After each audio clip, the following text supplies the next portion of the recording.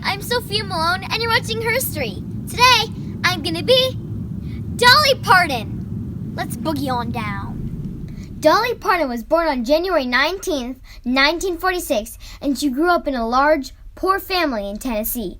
They lived in a small one-room cabin that didn't have any electricity, running water, or an indoor bathroom. Dolly was the fourth of 12 children in her family. They only had homemade toys. Once, Dolly's mom made her a doll from a corn cob. Dolly's mom also made her clothes and once made her a coat from a bunch of scraps. Dolly said, "It's so colorful and beautiful. I'm going to look like a rainbow." But when she wore it to school, the kids made fun of it. Years later, she wrote a song about it called "The Coat of Many Colors." Dolly loved music from a very early age. She loved singing in church and performed songs for her siblings and even her chickens. Her big dream was to be on the Grand Ole Opry, a famous country music show. Dolly's love of music helped her make it through school. In 1964, Dolly graduated from high school. She was the first person in her family to get a high school diploma, and everyone was so proud of her. When her classmates told about their future plans, Dolly said, "I'm going to Nashville to be a star. Be jealous." The kids had laughed, but the day after graduation, Dolly got in a bus and left for Nashville. She was scared. She would miss her family and cried the whole way. In Nashville, Dolly waitressed and did office jobs to earn money. She finally got a job on a local TV station at 5 a.m. every morning. The job paid enough for rent, but barely any money for food. Sometimes she just ate ketchup and watery soup. Yuck! In 1966, Dolly's sweetheart came back from the army and they got married. Dolly and her husband, Carl, are very different people. He's very private and almost never goes to see Dolly perform, but they have been together for over 45 years. In 1967, Dolly got a big break. Porter Wagoner, a country musician with a popular TV show, hired Dolly for a show. Dolly worked there for 7 years. It was very hard work.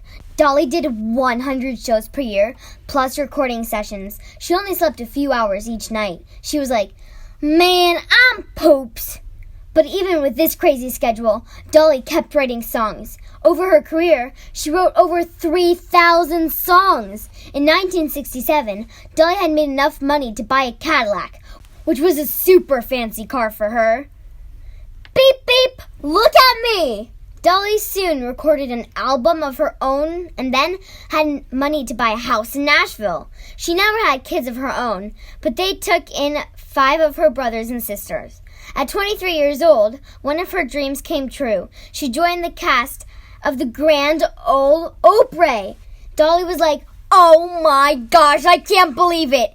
In the early 1970s, Dolly was releasing hit after hit. Dolly was started making a lot of money. She bought her parents a car and a house. In 1979, Dolly won a Grammy Award for Best Country Female Vocal Performance. Dolly also got her own TV show called Dolly and toured all over the world. At this point, Dolly, Carl, and her siblings moved into their dream house, a 23-room mansion outside of Nashville. This house would make a real good game of hide and seek. What do y'all say? Dolly kept dreaming bigger. Now that she was a famous singer and TV star, she set her sights on movies. Dolly got cast for a movie called 9 to 5, which was about 3 working women with a terrible boss and how they get even with him. Dolly played a secretary that became a country western singer.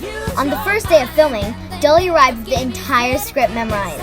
Not just her part, but everyone else's too. Dolly wrote the theme song for the movie, and both that song and the movie became a big hit. Dolly starred in a number of movies after that throughout the 80s and 90s. On top of being very talented and hardworking, Dolly was also a very smart businesswoman. She's called the Iron Butterfly because she looks delicate, but she's really tough. She runs a huge company of businesses, which includes her own record company, movie production, theme parks and restaurants, just to name a few. Dolly's favorite of all her businesses is her theme park in Tennessee called Dollywood. It is like a big fair with country rides, a little theater with people doing country skills like weaving and glass blowing. Dollywood gets over 4 million visitors per year.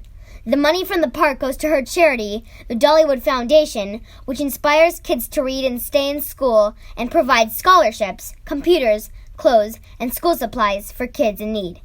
Dolly's other charity gives books to kids in need. More than 100 million books have been given away through her charity.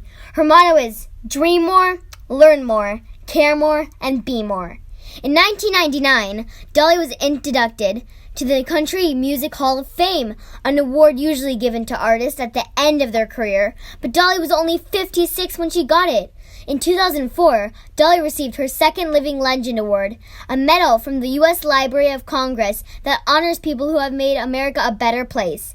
In 2005, President George Bush presented Dolly with the National Medal of Arts, the highest award an artist can receive in America. Dolly is still recording, writing, touring, and appearing on TV. She still has much more she wants to do. Write more books, do a Broadway musical based on her life, and have a makeup company. Dolly is also known for her generosity and kindness and never for saying a bad word about people. Dolly shows that with perseverance, integrity, and huge amounts of hard work, you can come from very humble beginnings and reach the stars. And the rest, you ask? The rest? That's Herstory. Thanks for watching.